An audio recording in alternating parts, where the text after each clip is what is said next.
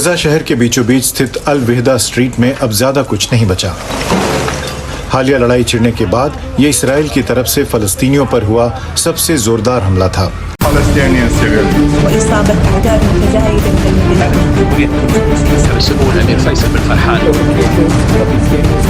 would like to begin by thanking the custodian of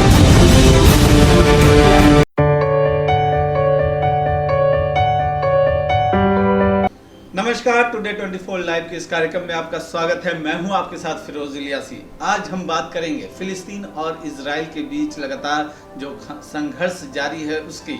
फिलिस्तीन और Israel के बीच लगातार खूनी संघर्ष जारी है। फिलिस्तीन के चरमपंथी संगठन हमास की तरफ से रॉकेट हमले हो रहे हैं और इजराइल भी इसके जवाब में बेगुनाहों का खून बहा रहा है। इस टकराव में अब तक सैकड़ों जानें जा चुकी हैं। इजरायली हमले से गाजा में भारी नुकसान हुआ है। दोनों पक्षों के बीच का ये टकराव अब अंतर्राष्ट्रीय मुद्दा बनता जा रहा है। इस टकराव को रोकने की कोशिशें जारी है और इसी कड़ी में कई देश अलग अलग विचारधाराओं में बढ़ गए हैं। अधिकतर इस्लामिक देश फिलिस्तीनियों के समर्थन में दिखते हैं तो इजराइल के प्रधानमंत्री बिन्यामिन नेतन्याहू ने 25 देशों को उनका साथ देने के लिए शुक्रिया कहा है। ऐसे में जानते हैं कि इजराइल फिलिस्तीनी संघर्ष में दुनिया के कौन से देश कहां खड़े हैं और किसके साथ हैं। इस्लामिक देशों की बात करें तो उन्होंने इजराइल का कड़ा विरोध किया है। फिलिस्तीनी इलाके में हो रही हिंसा को रोकने की बात की है। सऊदी अरब, तुर्की, ईरान, पाकिस्तान, कुवैत और खाड़ी के कई देशों ने इजराइल की खुलकर निंदा की है। सऊदी अरब के विदेश मंत्रालय ने यरूशलेम से फिलिस्तीनी परिवारों को निकालने की इजरायली फैसले को खारिज कर दिया है। सऊदी अरब के विदेश मंत्रालय ने कहा कि सऊदी अरब फिलिस्तीनियों के साथ खड़ा है। हम फिलिस्तीन में हर तरह के कब्जे को खत्म करने का समर्थन करते हैं। हमारा मानना है कि इस समस्या का समाधान तभी होगा जब फिलिस्तीनियों का 1967 की सीमा के तहत एक स्वतंत्र मुल्क होगा जिसकी राजधानी पूर्वी यरूशलेम होगी। तुर्की के राष्ट्रपति रेसेप तैयप एर्दोआन ने इजराइल के खिलाफ कड़ा रुख अख्तियार किया है। एर्दोआन ने इजराइल को चेतावनी दी थी कि अगर पूरी दुनिया भी खामोश हो जाए तो तुर्की अपनी आवाज उठाता रहेगा। ईरान ने भी खुलकर फिलिस्तीनियों का समर्थन किया है। साथ ही संयुक्त राष्ट्र और इस्लामिक देशों ने इजराइल को फिलिस्तीन पर हमले करने से रोकने की अपील की है। ईरान के सर्वोच्च धार्मिक नेता आयतुल्ला अली खामेनेई ने पिछले हफ्ते फिलिस्तीनियों से कहा था कि उन्हें इजराइल की दरिंदगी को रोकने के लिए अपनी लड़ने की ताकत बढ़ानी चाहिए। इधर पाकिस्तान भी फिलिस्तीनियों पर हमले को लेकर इजराइल की खुलकर आलोचना कर रहा है।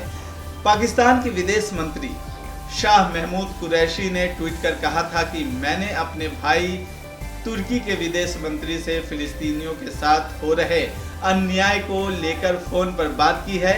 इस्लाम के पहले किबला मस्जिद अल अक्सा में उपद्रव और बच्चों की हत्या के साथ जबरन खाली कराए जाना अस्वीकार्य है। The criminal acts of Israel should be recognized as genocide and crimes against humanity by both domestic legislation in our own countries and OIC resolutions. Make no mistake, Israel only understands the language of resistance, and the people of Palestine are fully entitled.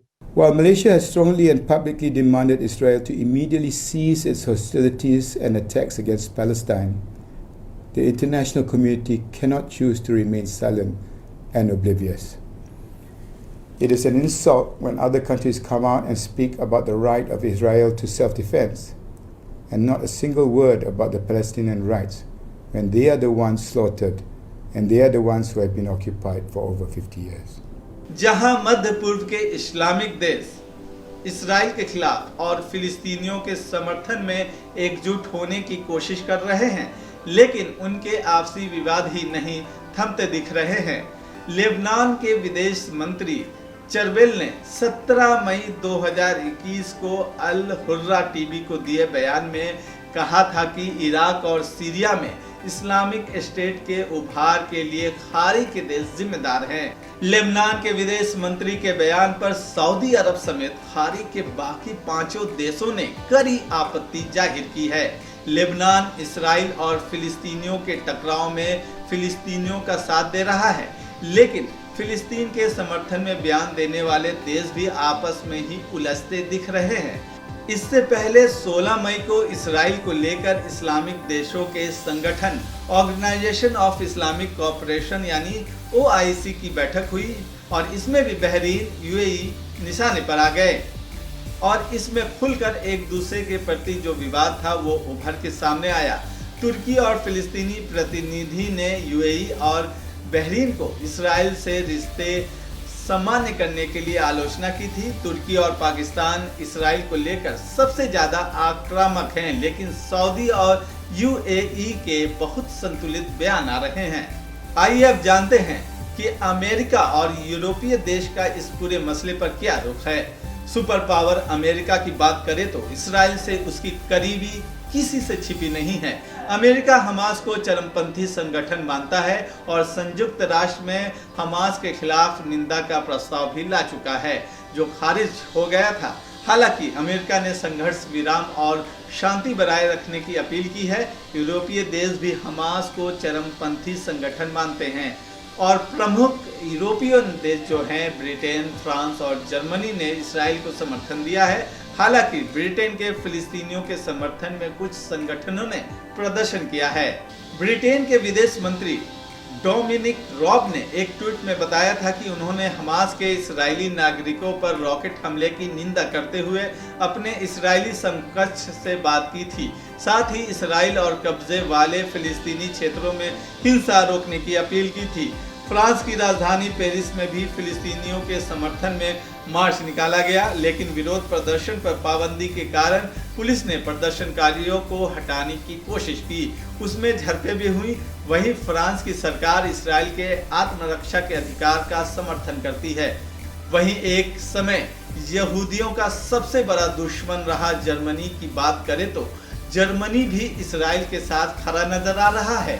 German news website डाइचे वेले के मुताबिक सरकार की प्रवक्ता Stephen Siebert ने 14 मई को कहा था कि यह हिंसा किसी भी तरह से सही नहीं ठहराई जा सकती है। इसराइल को आत्मरक्षा के तहत इन हमलों के खिलाफ खुद को बचाने का अधिकार है। लेकिन जर्मनी में भी इसराइल के विरोध में प्रदर्शन किए गए और सड़कों पर इसराइल के झंडे जलाए गए हैं। इसके अलावा इसराइल के PM नेतान्याहू ने जिन 25 देशों को समर्थन देने के लिए धन्यवाद कहा है, उनमें Australia, Albania, Austria, Brazil, Canada, Colombia, Cyprus, Georgia, Hungary, Italy, Slovenia और यूक्रेन भी शामिल है। तो आपको ये खबर कैसी लगी हमारे कमेंट्स बॉक्स में बताना ना भूले और अगर आपने चैनल हमारा सब्सक्राइब नहीं किया है तो जल्द से जल्द इसे सब्सक्राइब कर ले और बेल आइकन को दबाना नहीं भूले। अगली खबर फिर आपसे होंगे रूबरू, तब तक के लिए दीजिए मुझे इजाजत। सबा खैर।